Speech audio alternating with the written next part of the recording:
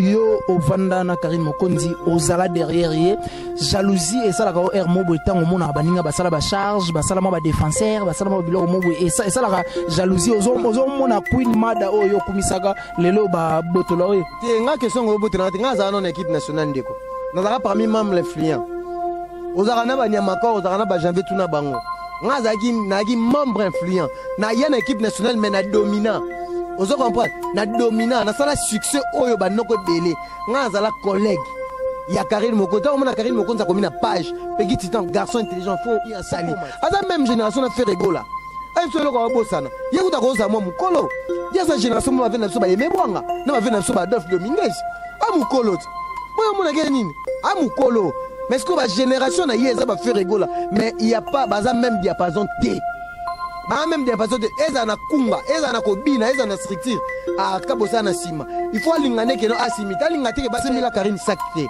tant na ngina kenerisi bana wana zolo ba sakipe ba basakuna bazali ebele ozo ba na tanga kombote na biso tant na ngina kende na si ba autorité la Chine ba okanga tant na ngina kenerisi tant ezaki problème ya injustice na bunda bitumba ngai moko na Myriam na Gel Show nazo expliquer bon parce que na mona qui injustice parce que je suis connu à l'internet je dois faire de mon mieux parce que na mito kombo ezali ezara que non faut ba opportunité skoya ozo comprendre na ka déjà na bangenge parce que bulu c'est ça ba na déjà na ngenge na déjà muta lumière ozo comprendre na kolinga ate er nyonso na za kana sima mutu te nga mona pegi tino na te lelo ba vena so la course ba suka ba kana gros doigt au grand chanteur muketo nga suka mais faire gola azako résister nakata guerre oyo nakata musique na biso congolaise parce que musique na biso za odemba na rumba tabo sa oyemba ni déjà to mona déjà sali combien de rumba yeza ka ya ko l'exception costume reno ba non luka siko na minute za ndenge nini ba tu faut balinga ba se capter nanga balo ba ke non so garçon aleki il va parler de bien parce que yeb sanga mona na lokola Jubek o ba naka ko lobaka lobi ba kitetela o lobi ba nini odi o ko loba nini parce que devant Peggy Titan bango ne so ba obsolète limbi sanga pona na loba pona terme.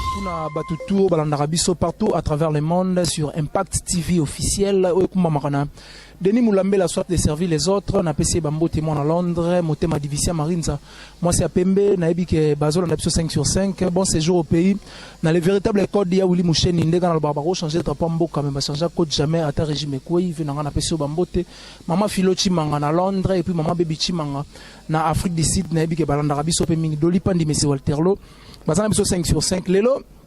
Pour un plaisir, il y a tout tour, balandarabiso partout à travers le monde. Nazo Mbappé qui titan, tout sur l'année par rapport à l'actualité, tout ça la analyse moko. Oh yoba na poto na ebi boko sepela nango makasi parce que tous fandi pena ba intellectuel tout réfléchir par rapport à l'actualité. Je profite déjà à l'occasion pour dire bonjour à mon invité. Autour Soro font l'épisode déjà Voulouzi. Bonjour Titan. Ouais, bonjour tout Bazola Nabiso, un grand merci parce que Babi qu'il faut une condition. Merci beaucoup Naye Moko Voulouzi Omelette parce que Nabi Gembalo na côté en profondeur. Na comment sentir que manga comme kende vraiment bien. Merci beaucoup na papa chéri Motopamba ou apesinga combo Titan Salvatore. Merci aussi na Ferrego la homme acoustique. Na PC sur un grand merci bateau tout bolinga rapegi Titan. Raissa Mokuse Atalo Blanchard Mavita na bosanité Naomi la perle blanche. Et la perle noire plutôt bateau tout bavé nanga tout bozana il y a de deux wechi babi club 144 kalaming tse maramozo salema donc bateau tout ser nanga odette musique ma condoléance nao merci puis Impact télévision oh vraiment Impact na idéologie de comprendre que ezo mata c'est comme mata donc merci nayo de longues jambes babi o atikali wana ngaiti wana omelette ntalobi o atikali quoi babi faut qu'on dit makaka qu'on dit mara condition on est ça là bien quoi. Donc c'est un peu ça. Donc bana potonion sobozolanda Peggy Titan international le parallèle saut de mouton donc babi Titan Jean-Pierre côté à Ferrego la côté à papa chéri ba obenganga Titan Salvatore donc c'est un peu ça ya lo bébélé tinga ngami ko lo bana émission trop vraiment natikela bayuma. Merci beaucoup. Tango au bandina et bandina débit à émission au lobeli acoustique. Parlons kaka acoustique. Selon yo acoustique wana eza réussite ou eza ndenga bazo bakesimbe. Mais c'est déjà une réussite. Cacher quelque chose qu'on parle sur le toit. Quand on parle du sondage c'est le mot comme batu na mato ye comme batu.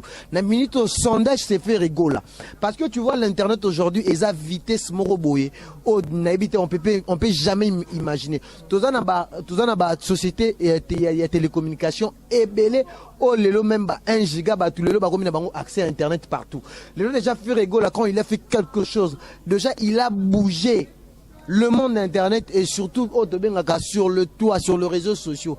Frère Ego les aïki et l'oromo boité qui est romeka. Les aïki et l'oromo quand il a fait tant qu'un stratège, tant qu'un musicien, ou à botaminango, ou à zana don moko iné, à sali et loco, l'ona minute yebisanga parce que tout le monde en parle. Quand tu me dis que non c'est un récit ou ils ont récité, pour moi je le trouve c'est un récit parce que au moins pas même une semaine déjà à atteindre 700 000 vies. Puis en plus, pirater. Donc ça veut dire que c'est quelque chose qui a épaté. Selon yo, wana ezalagi enregistrement et acoustique to acoustique parce que acoustique est bête ma live. Mais wana on dirait kota qui studio enregistrer acoustique. Non, c'est tout ça au lobby, c'est la même chose. Au moment déjà faire rigolo tant au Hollande, il a été là au Moroboé. Au moment qui a bêti parti, ça qui na live. Pour nga bat ba comprendre te asali clip te ezaki faire rigolo tanga sali a misali sko vidéo ba enregistrement déjà live beta maki pona alinga a modérer ango ezala bien na miso batu nde azalaki na kati ya palais na mais acoustique beta maki c'est pas l'enregistrement et beta maki na studio non et beta na studio te et beta maki bat banota yo monaka te avec papa Wemba so tel lelo obeti lelo acoustique papa Wemba au monde ngo keza eloko moko boza enregistré mais c'est le mo abeta kango live olingi o expliquer nga enregistrement acoustique pardon o ya président Fali Poupa abeta na TV5 live boy donc c'est la même na o ebeta miona. Mais c'est la même chose parce que quand on avait vu ça c'était l'image aussi qui parlait mais avec aussi fait rigoler c'est l'image qui parle tozo mona ngo ke no babilo ko nyoso senga ke no norme ya acoustique donc il faut la guitare yango pe oto yokati est-ce yo qui batterie yo qui synthé non fait rigoler a chanter l'acoustique a sangisi tout le morceau donc à ça live moko boy mais live moko modéré vous allez comprendre et que modéré et continuer à biloko moko boy yango le sali bongo bakangisa ba tout basala ngo même avec papa Wemba abetaka live tant bakenaki bablo musu bakataki na studio mais zaki live c'est avec fait rigola c'est la même chose batika le baol c'est du playback yaka batu congolais za moté mabe congolais linga yelo kamala muté vous allez comprendre la comparaison n'est pas raison fait rigola il est chanteur il restera chanteur c'est qu'il a fait bango balobaka la musique ezarelo au monde balobaka so eza voix agréable à l'oreille aux hommes on a été que non par rapport à ndenge fait rigola yendi que lelo batu ba se satisfaire par rapport ya kusiko asali ozomona ngote mais tango Olandi Kabose na katiote pardon tango Olandi Kabose Bulembi alobi ke ya zobeta acoustique siko po ala kisage o ebeta miwana c'est enregistrement. Merci beaucoup. Long James ko place émission combien lengi omoni Kabose nga zabongo aza artiste mo fabriqué fait rigola artiste fabriqué te omoni nani Kabose nga zawana azana répertoire te au moins au sans monter lelo ya on a lobaka bibliothèque ya musique à Congo ezalaka yo kaka ba maya mais oza mwana ane on a te ba série ba maya yo kaka ba musique ba grand caleti lelo ko ke place moi boti na ba nostalgie est-ce que Kabose même na fête même na bibliothèque ya musique à Congo voiture sans monter o yo kaka ngona époque on parce que no luka bima ayema nzembo ya mawa abike ça en toi oza comprendre appelle ça mombonda parce que azaki na soutien te atake no ana faux voix. C'est pas un chanteur mélancolique. C'est pas un bon chanteur. Je préfère même Fabregas. Dans un répertoire, tata la qui ne ba esima. Les qui ne ko le roi bien filé. Album ne ka moko. Ako ko sela nga acoustique. Et bongo yé depuis bana, il a fait depuis bani carrière na yé. Il a fait plus ou moins am so ko bosana. 10 ans. Il y a le long avant héritier Watanabe. 10 ans carrière solo. Mazale loko moko te kota na bibliothèque ya musique à Congo. Bibliothèque ya musique à Congo ezaba ebaibale, banzemba bakala, banzemba ba droit chemin, banzemba ba vite imana. Eza kata bibliothèque ya musique à Congo. Eh mo poko kota nzembo, mais Kabose mané na ebi moko ke ma fête bon ba chelo sans monter. Obi na ngonde. a yen il faut o me mae bon me pas venir sur des fois à ça il bloque avec des fois mais na kunga bona voix ne baloba que non Congo za pépinière il y a ba musicien Kabosé il est pas parmi là je te dis à haute voix d'ailleurs Kabosé il peut jamais se mesurer avec Ferregola bah ça même génération mais même diapason té Ferregola il est comparé avec de grands parce que Azan a voix mon angélique. Les gens ne comprennent pas Kabosé. Toto c'est le 23. On va juger. Je serai avec toi dans le même plateau. Kabosé il est qui? Bazwa écoute nenga mawa parce qu'il y a une place au Kenete. Nenga bazwa ka Montana na quartier latin. Il y a atikala ki lokola, atikala le lokola papier na ebale. Werenson. Le grand formateur a joué mais Simbate. Est-ce que Kabosé ça va vocal vocal phare? Vocal etikala pour un mutu musu poko za keno seno chanter mosalika ata vocal moko etika pe na bibliothèque de musique à Congo mais Kabosé est loko moko tie atika Ferregola a commencé à chanter avec de grands avec Ayembina Papa Wemba Ayembina Jibem Piana Ayembina Werenson ba manda chante bazalaka wana kutu manda chante à grand chanteur mais lelo muta dominaye maso tali ba grand tourneuriste ba meilleure voix so bito chale na minito. Le lobe vient sur la cause c'est basuka. Baga na gros doigt. Au grand chanteur muketo ngasuka. Mais Ferregola azako résister. Nakata guerre oyo. Nakata musique na biso congolaise parce que musique na biso za o demba na rumba. Kabosé oyemba ni. Déjà tout le monde a déjà sali combien de rumba. Yezaka avec l'exception costume Alexis Sona Mandefu. Il chante pas je te dis. Tout le bara vérité to ba pandisango. Tout si karaté que non pour na ministre aye bayango esopie parce que bimi suivait les guides so simité ba osekaye Marshal Ikemba Scarface wa ngana loba na tisa idée na ngai ngana pe guide dans tika ngana loba na analyse au moni tuna ngani critique ça bien pour muta bongisa on n'est pas là pour les insultes sur au critiquer musicien et ça pour la musicien bongisa et ate que non ba no finga on ebe menoté moi je explique à Kabosé c'est mon frère c'est mon grand frère c'est un musicien congolais mais jusque là il a pas l'empreinte dans la musique congolaise. Il doit faire des efforts, il doit fournir des efforts. Tout le monde a Pépé Kalé, il est deuxième voix. Mais le bloc a Pépé Kalé sur Ochiango, Oroyo Kango. Mais Kabosé, on n'a pas le temps, même après 10 ans. Même pas l'habitude, il est sur Tounier. Est-ce que tu connais Kabosé? Mais Ferregola, il est connu. Ba fabrication tout ba yeka lelo bana ba répertoire ya bien.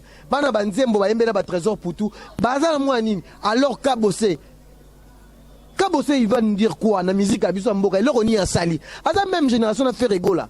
Un seul ko abosana yekuta ko za mukolo dia sa génération mo va na biso ba yemebwanga na va na biso ba Adolphe Dominguez amukolo boyo mona ke nini amukolo mais ce que ba génération na yeza ba Ferregola mais il y a pas baza même diapason T ba même diapason T eza na kunga eza na kobina eza na structure à Kabosé na sima il faut lingane ke no asimita lingate ke ba chaika quand il parle de 2F là tu veux critiquer l'autre pour na remisa non T Ferregola il est chanteur il restera chanteur.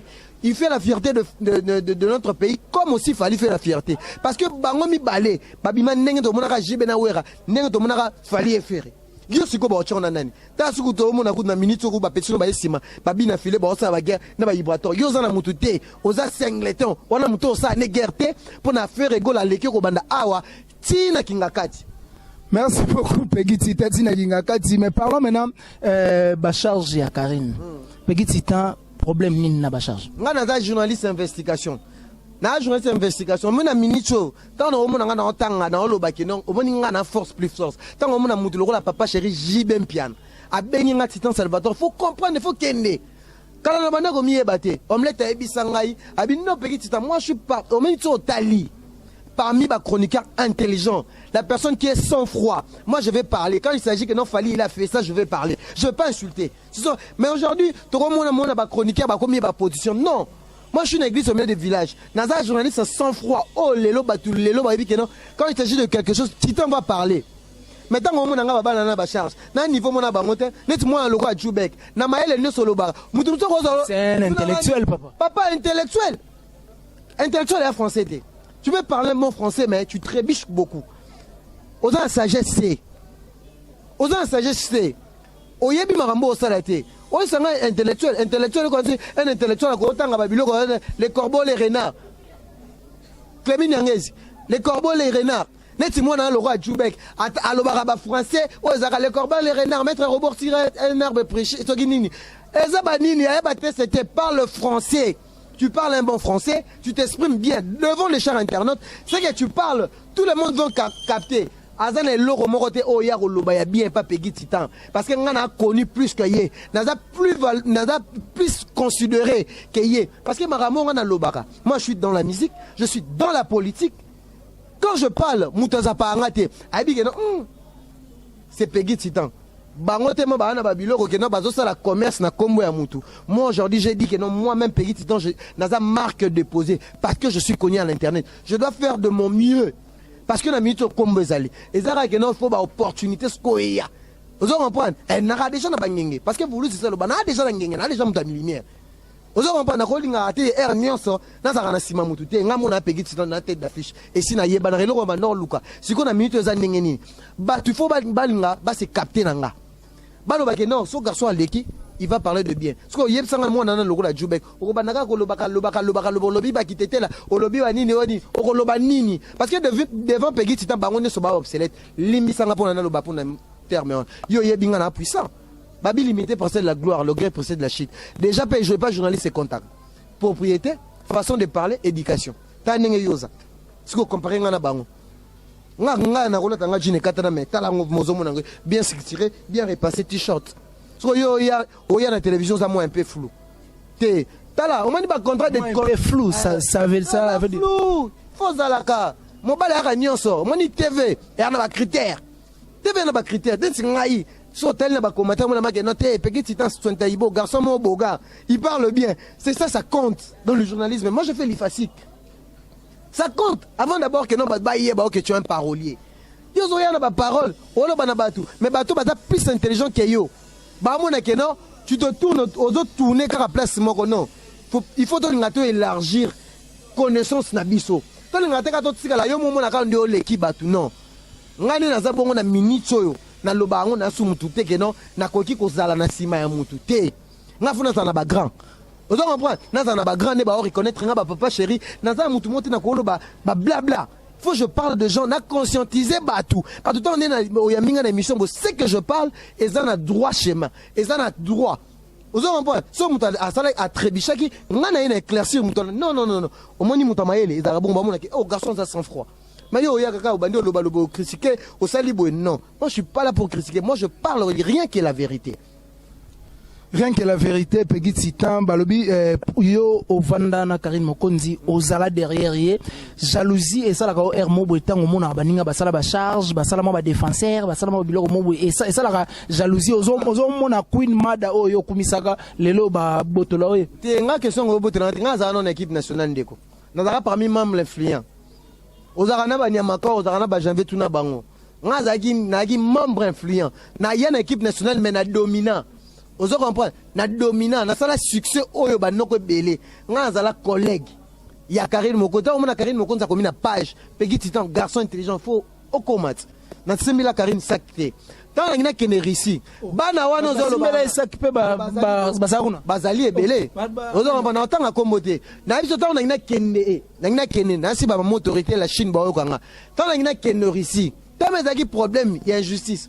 Na bunda bitumba ngai moko na Myriam na Gel Show na zo expliquer bon parce que na mona ki injustice na ki une église au milieu de village ba vérité bana wana tema ba ngone sonné bazana ba muna ba Jubek bana ko finga Karine yo yebi surtout ba moni siko bilembo ba fana Karine ba zo la sango pa nga ba mona nga parce que nga zala nga propre atane na uta risibo na yebo na kala nga propre ozo kompa bana na siko na complexe ba ko mona Karine na batu nde ba ko sala ba charge nga azaki lokola père na bango papa tanga na autre équipe nationale nga na papa na bango ba no benga nga défenseur na ki lokola papa na bango ne ba yozwa ba ko za ba Jubek tanga ba benga ne pa ken piana ay go ya boye ay go za ba tape ba ko manipuler neti bana na o ba dirigeara bana na o ba dirigeara Jubek ba ko diriger ngate pour la l'équipe on a mayele na makamutu ozo ba ko tete ke non so foutre na $50 wa responsable wa stable te qu'on a biso vérité pour un petit bello monique chez Lox ou aboy un tout français mon boulot yo boulot ndeke non foutre ndako za na moi si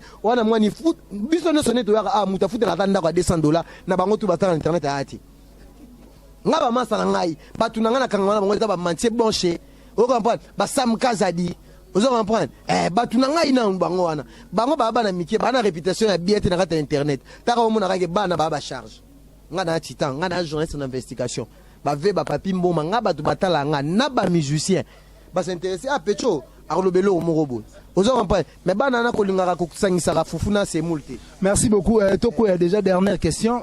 Peggy Titan en tant que mwana ya Bandal, to monaki ba publier vidéo ya Pasteur Mukuna, père na bino Pasteur Mukuna mwana Bandal. Comme mona vidéo na et ça raconte. Attends na za mwana Bandal na ko permettre buzo bata parce que vidéo ya Pasteur Mukuna na dobi ezaki montage et après Planète Abimi Mami Chibola o asala bisexuel le loto le bakeno makambo ezaki vrai Pasteur Mukuna azo semeka oyo azo bukara oya semaki ozo comprendre azo bukara parce que quand on parle de Toyeb Sarabatuke au moni boy o azo tambola mabe parce que pasteur aza éducateur de masse a reflété directement l'église, c'est un ambassadeur de Dieu.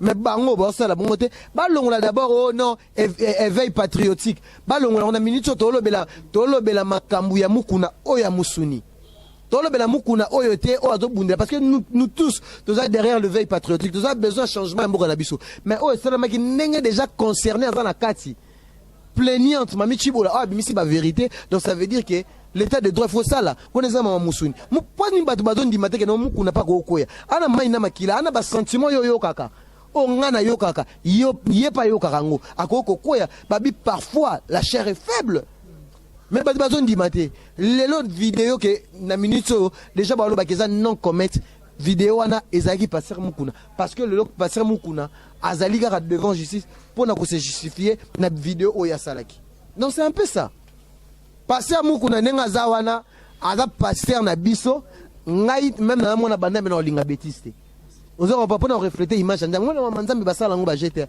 baloba ngo soko kokite ko meka osimba te ozo pas muta asima ba responsabilité tant à sentir qu'a commis prêtre bato babi beaucoup sont élus et beaucoup sont appelés peu sont élus tozo mona lelo il y a qui est des hommes de Dieu au bazo sala mabe ko quand même de païens donc ça veut dire que notre communauté de la fin nzamba obimisa bona poisa. Merci beaucoup Peggy Titan, on a un plaisir et ako salana analyse on a sur batutu ba olanda biso partout à travers le monde ba ko zapper bisoté ba comprendre que to sali analyse mo intelligent to fingi batuté soki et ko les états msou bato batali biso beskiser biso mais moi je pense na o to sali awa to fingi la biso batuté dernier message na o e ko zani na ba dédicace. Dans dernier message nanga o nazanango il y a pas eu un dieu dans la musique africaine et surtout dans la musique congolaise il y a eu que le Seigneur Lei à part ça il y a que deux rois. Il y avait le roi Wiranson et le roi King Kester et Menea. Il fallait les rois. Il n'y a pas le Dieu. Batubatsika komemara mutu morote.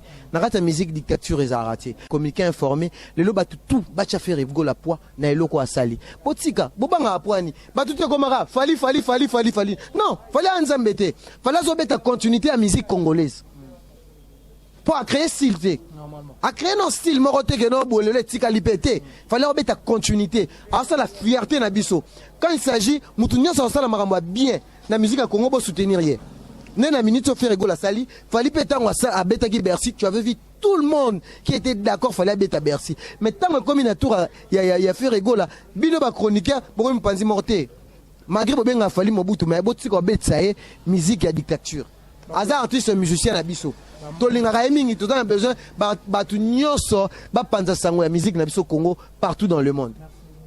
Bamote nanga na pesi un grand merci na Omelette Voulouzi et pourquoi pas na mon papa Joe Lili Atan l'enchère. Il y a Dodo Wechi, Club 144 na Belgique, grande sœur nanga Odette Muziki, Bana ya Canada, Jean Chambaredo, Mami Chamba, Tantine nanga moro na États-Unis, Damien Nyota, Nabi Kota Impact Télévision, Bana ya Suisse, Bana ya Hollande, Bana ya Russie, Bana ya partout, Mieke Kamba, Chief Noir, Chimène Longa, et Nabosante, Amigo Ngombo célèbre, Babi Mokonzi, il y a 7 communes.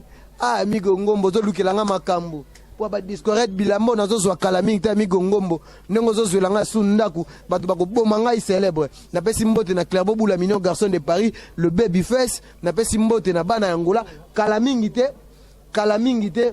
Kalamingite na ebisa o vérité kalamingite pour mon biso na rate équipe nationale ndenge janvier mangoki alobaka biso tozora kalamingite dans quelques mois na Zambie après Zambie maka mususu nazozala pas Bishop Daddy Bishop Daddy abengisi nga na Zambie pour na makambo na analyse tala mwana mobile osala ba analyse ba bengi nga na plus 26 ba pesi nga invitation na oza na Zambie après Zambie makambo so ezali na pesi mbote na bato tout bolinga ka Peggy Titan boza ebele ser na nga Rita lo mama boza ebele na pesi bino un grand merci parce que bozo continuer ko soutenir Peggy Titan le parallèle intelligent so des moutons Titan Salvatore Titan Jean-Pierre ndenge fait rigola obenganga. Merci beaucoup Peggy Titan, on a un plaisir ya ko sala na yo analyse one na lo bagi na ebandelia na profiter na pesa mbote na Nana Yongolo na Naomi Yongolo na bige ba landara biso 5 sur 5 marché likemba Scarface Beni Okende na Canada na bige landara biso pe mingi boka mutu moko to Raissa Mukuse Atalo Blanchard Mavita depuis Paris. Bon, on a mon moko. Merci beaucoup. Vous s'abonner massivement toujours na Impact TV avec Denis Moulambela na Pessi. Merci beaucoup na boss et puis na numéro. Oui.